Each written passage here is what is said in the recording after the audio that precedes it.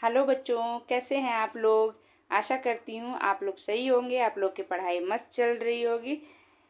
तो चलिए हम अपना वीडियो शुरू करते हैं। हमारा सामाजिक विज्ञान की बुक है क्लास 8 की, और हमारा बुक जो संसाधन का है उस बुक का है ये भूगोल का चैप्टर 2 है, ज्योग्राफी का। और पहला चैप्टर हमने कर चुके हैं, आप प्ले लिस्ट में आपने नहीं किया हो कर लीजिएगा। चैप्टर के नाम है भूमि, मृदा, जल, प्राकृतिक वनस्पति एवं वन्य जीव संसाधन। चलिए हम अपना शुरू करते हैं क्वेश्चन। ये जो एनसीईआरटी हमारा न्यू बुक है उस 26-25 सेशन के उसके अकॉर्डिंग है। पहले हम अभ्यास करेंगे, फिर कुछ महत्वपूर्ण प्रश्न करेंगे, परीक्षा की दृष्टि से बहुत ही महत्वपूर्ण है। तो चलिए हम देखते हैं। पहले हम अभ्यास देखते हैं। चलिए अभ्यास है, पहला है निम्नलिखित प्रश्नों के उत्तर दीजिए। पहला क्वेश्चन में ही अलग अलग पार्ट दिया है। तो चलिए पहला हम देखते हैं, मृदा निर्माण के लिए उत्तरदायित्व 2 मुख्य जलवायु कारक कौन से हैं। तो तापमान और वर्षा हैं। सेकेंड है भूमि निम्नीकरण के 2 कारण लिखिए। तो वन उन्मूलन और अतिचारण। अब अगला हम प्रश्न देखते हैं, और बच्चों इसे कॉपी में नोट भी करते चलिएगा ताकि आपको याद रहे। थर्ड है भूमि को महत्वपूर्ण संसाधन क्यों माना जाता है। आंसर देखिए, भूमि को महत्वपूर्ण संसाधन माना जाता है क्योंकि भूमि उपयोग के लिए कृषि, वानिकी, खनन, सड़क, उद्योगों की स्थापना के लिए किया जाता है। अगला प्रश्न है हमारा, किन्हीं 2 सोपानों के नाम बताइए जिन्हें सरकार ने पौधे और प्राणियों संरक्षण के लिए आरंभ किया है। अब देखिए क्या है, सरकार ने अंतर्राष्ट्रीय समझौता CITES the convention on international trust and adventure species of wild fauna and flora किया है, जिसमें प्राणियों और पक्षियों की कई जातियों का व्यापार करने पर प्रतिबंध मतलब रोक लगा दिया गया। सरकार ने एक नियम बनाया था। अगला ख है, भारतीय वन संरक्षण अधिनियम कब लागू किया गया था। 1972 ईस्वी में लागू किया गया था।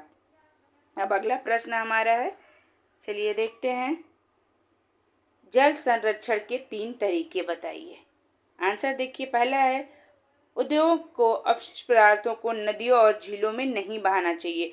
मतलब जो कल कारखाना और फैक्ट्रियों से जो ऐसे अपशिष्ट पदार्थ बेकार निकलते हैं उसे नदियों में बहाने से उसे पानी क्या होता है और दूषित हो जाता है। सेकंड है, अधिक से अधिक पेड़ पौधे लगाएं क्योंकि वनस्पति आवरण और जल के प्रवाह को मंद करते हैं। भूमिगत जल को पुनः प्राप्ति की पूर्ति किया जाता है, मतलब फिर से रिसाइकल द्वारा या तो सिंचाई करके या जल संरक्षित करके, मतलब जल को बचा करके। मान लीजिए कि आप बारिश के जल के इकट्ठा करके भूजल करके इस तरह से। अब अगला हमारा प्रश्न देखिए, प्रश्न अब सेकंड आ गया, सही उत्तर को चिन्हित करें। अब इसमें देखिए, निम्नलिखित में से कौन सा कारक मृदा निर्माण का नहीं है। अब यहाँ देखिए ऑप्शन दिया है क, ख, ग। समय है, मृदा का गठन है, जैव पदार्थ है।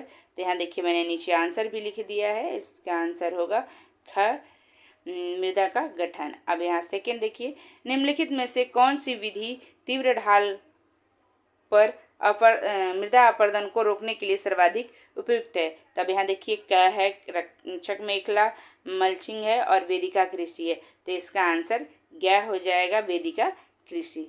अब आगे हम चलते हैं थर्ड की ओर।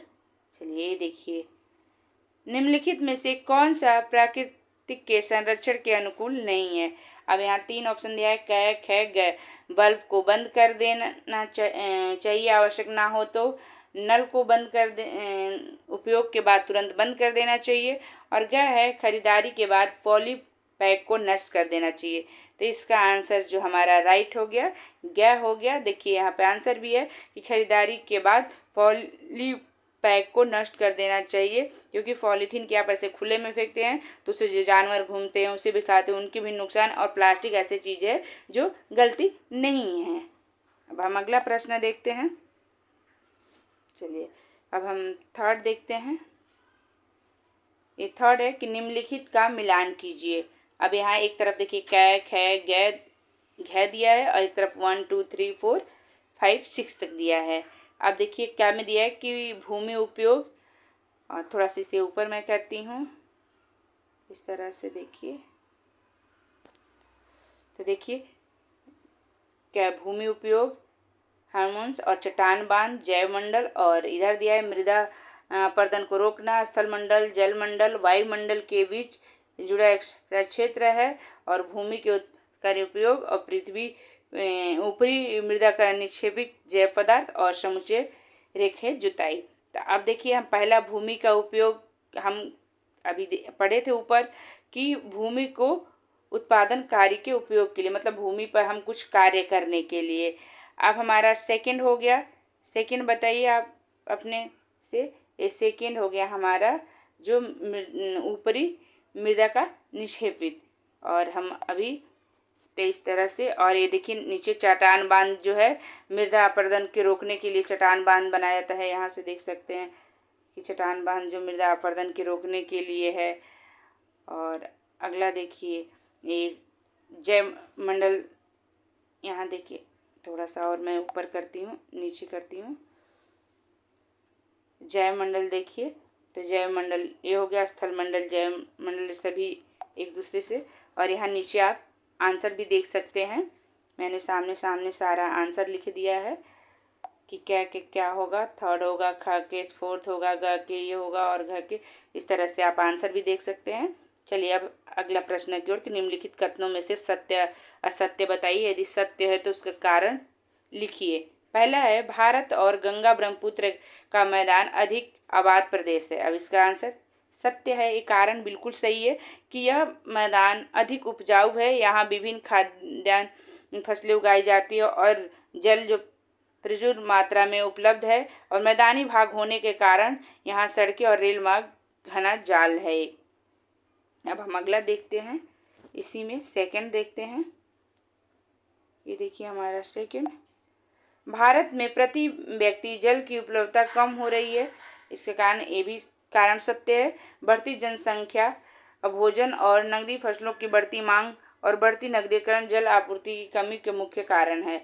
अब हमारा थर्ड देखिए, तटीय क्षेत्र में पवन गति रोकने के लिए वृक्ष कतार में लगाए जाते हैं, जिसे बीज की फसल उगाना कहते हैं। बिल्कुल ये गलत है, सत्य है।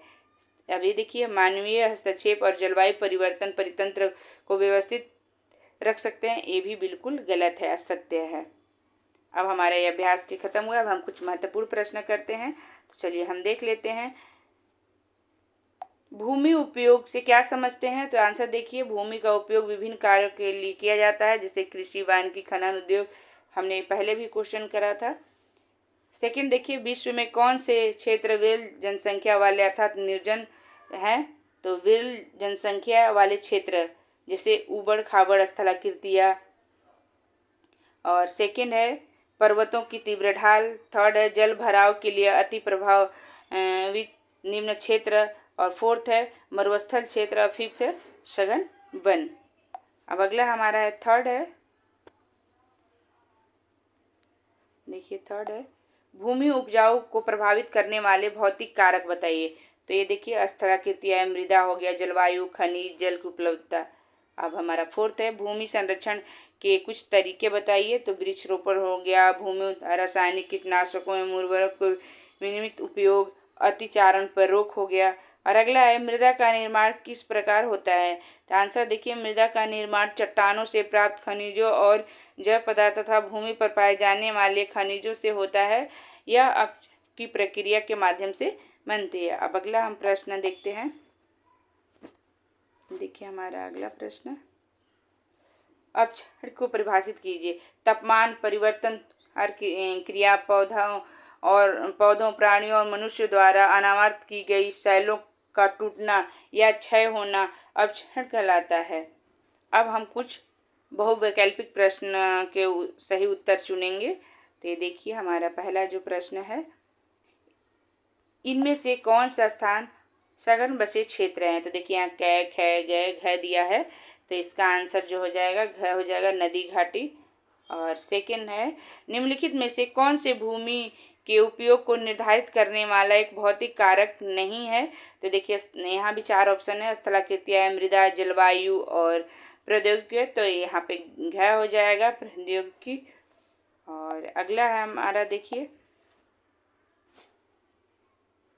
इनमें से कौन से पर्यावरण के लिए प्रमुख खतरा है। तो देखिए यहाँ भी 4 ऑप्शन है, कै, खे, गै और घ की निम्नीकरण और भूस्खलन, मृदा अपरदन और मरुस्थलीकरण, और या ग में है क और ख दोनों, इनमें से कोई नहीं। तो यहाँ पे आंसर हो जाएगा क और ख दोनों हो जाएगा।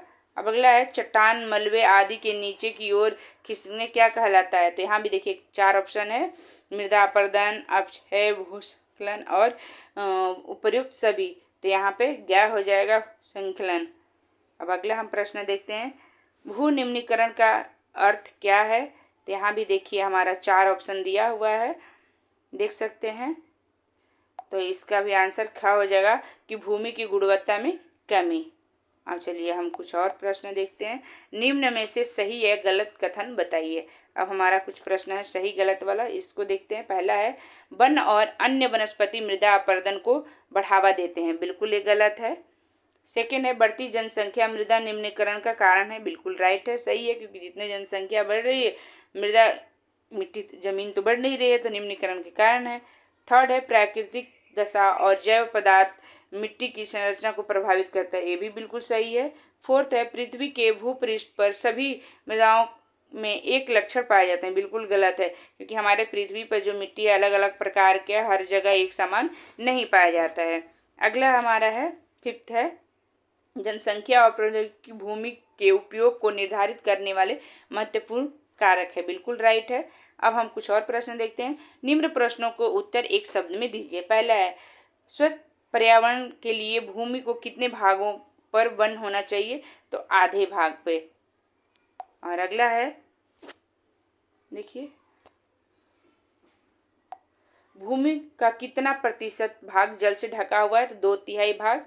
किस ग्रह को जल ग्रह कहते हैं। तो पृथ्वी को, क्योंकि आंतरिक से जब हम पृथ्वी को देखते हैं तो नीला रंग के दिखाई देता है, तो इसलिए हम नीला ग्रह भी कहते हैं। और अगला देखिए,